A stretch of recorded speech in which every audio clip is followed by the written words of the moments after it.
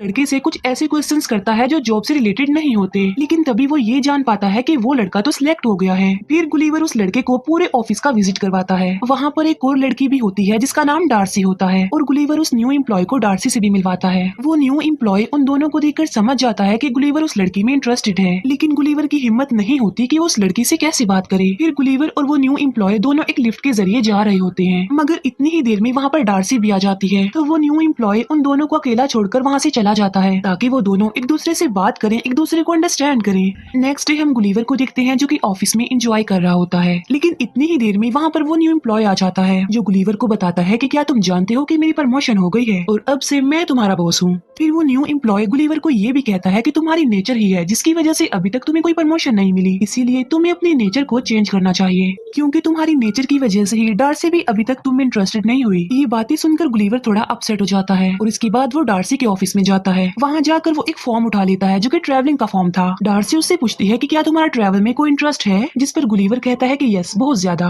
वो बताता है कि मैं न्यूयॉर्क, इंग्लैंड, इवन इंडिया भी घूम कर आया हूँ। ये सुनकर डार्सी खुश हो जाती है और वो गुलिवर को कहती है कि फिर तो तुम्हें जरूर कुछ न कुछ लिखना चाहिए उन जगहों के बारे में जहाँ पर तुम घूम कर आए हो। लेकिन गुलिवर जब कुछ लिखने लगता है तब उसे कुछ भी नहीं याद आ रहा होता कि उसे लिखना क्या चाहिए, क्योंकि डार्सी को इम्प्रेस करने के लिए गुलिवर ने उसके साथ झूठ बोला था, जबकि वो तो कहीं पर भी नहीं गया था।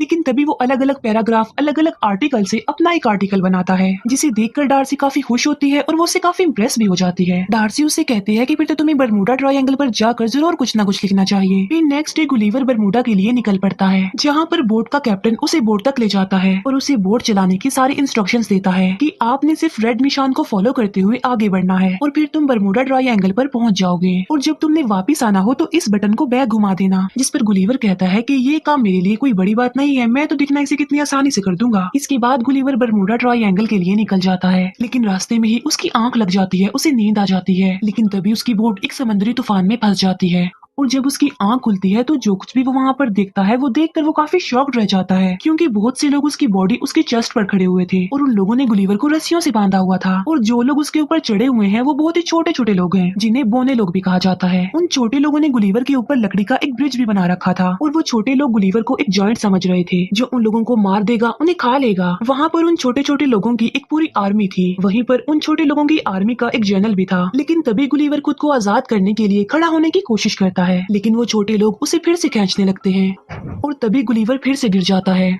और एक छोटा सोल्जर गुलिवर के नीचे आकर दब जाता है। फिर वो छोटे सोल्जर्स गुलिवर को खींचकर अपने किंग के पास ले जा रहे होते हैं। गुलिवर उनके किंग को कहता है कि ना तो मैं कोई जायंट हूँ और ना मैं कोई डीमन हूँ, बल्कि मैं एक नॉर्मल इंसान हूँ, और मुझे बताओ कि ये जगह कौन सी है, क्योंकि गुलिवर को अभी तक ऐसा लग रहा था कि जैसे उसके साथ कोई प्रैंक कर रहा हो। फिर वो छोटे सोल्जर्स गुलिवर को एक जगह पर कैद कर देते हैं। वहीं पर गुलिवर को एक और प्रिजनर भी मिलता है और इस प्रिजनर का नाम होरेशियो होता है, लेकिन होरेशियो गुलिवर जैसा नहीं था, बल्कि वो इन लोगों जैसा छोटा ही था।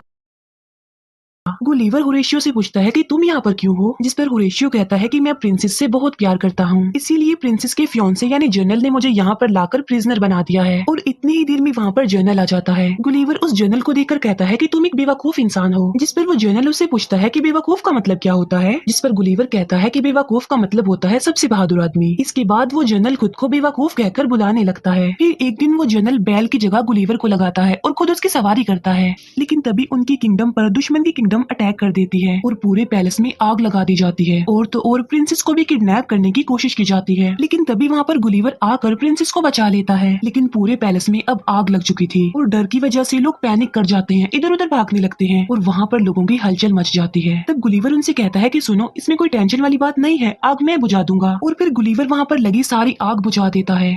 इसी बीच वो जनरल भी भीग जाता है। जनरल को काफी गुस्सा आ जाता है और वो वहाँ से चला जाता है। ये देखकर किंग गुलिवर से काफी खुश हो जाता है और वो उसे खाने पर इनवाइट करता है, जिस पर गुलिवर कहता है कि मैं खाने के लिए तो आ जाऊंगा, लेकिन मेरी एक शर्त है और वो ये कि होरेशियो को आजाद किया जाए। तब किंग गुलिवर की बात मान लेता है और होरेशियो को आजाद कर दिया जाता है। फिर गुलिवर किंग और उन सारे लोगों के साथ खाना खा रहा होता है। तभी किंग गुलिवर से पूछता है कि क्या तुम रिवर से आए हो, जिस पर गुलिवर कहता है कि नहीं तो मैं तो न्यूयॉर्क से आया हूँ। और तभी वो सब लोग गुलिवर को न्यूयॉर्क का प्रेसिडेंट समझने लगते हैं। ये देखकर गुलिवर वहाँ पर बड़ी बड़ी बातें करने लगता है कि किस तरह मैंने न्यूयॉर्क के साथ साथ वहाँ पर रहने वाले लोगों को भी बचाया।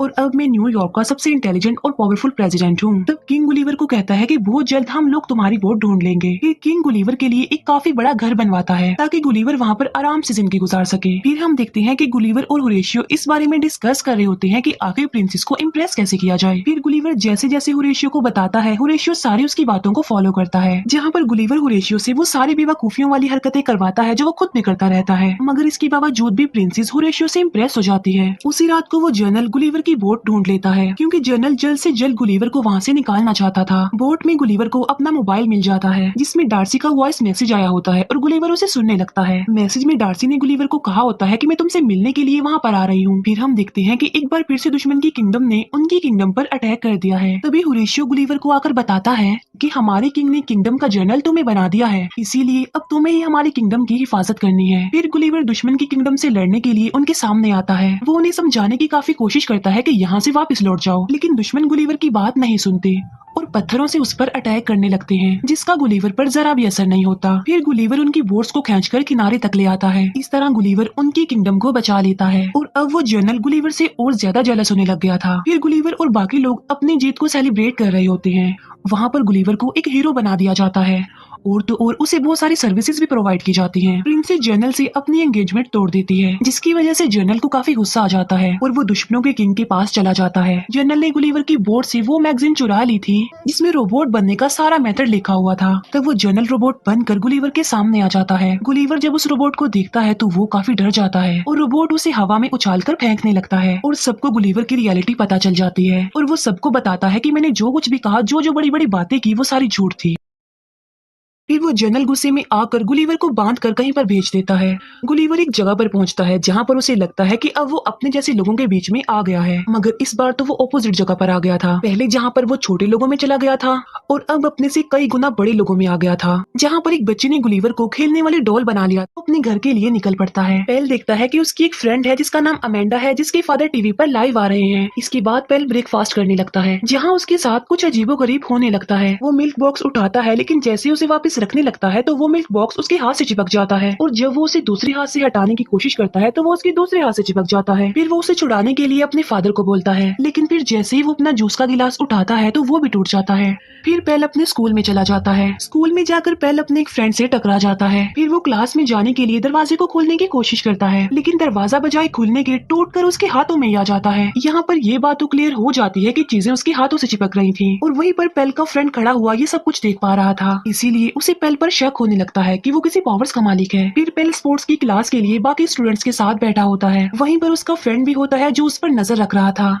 और तभी टीचर सबसे पहले पेल को बुलाता है और उन बच्चों को कोई न्यू गेम सिखाने के लिए वो पहला टेस्ट पेल के साथ ही करता है। जैसे ही टीचर पेल पर अटैक करता है तो पेल जाकर नीचे गिर जाता है। फिर टीचर उसे दोबारा से उठने को बोलता है और तब पेल एक बार फिर से गिर जाता है और अब तीसरी बार पेल फिर से रेडी हो जाता है।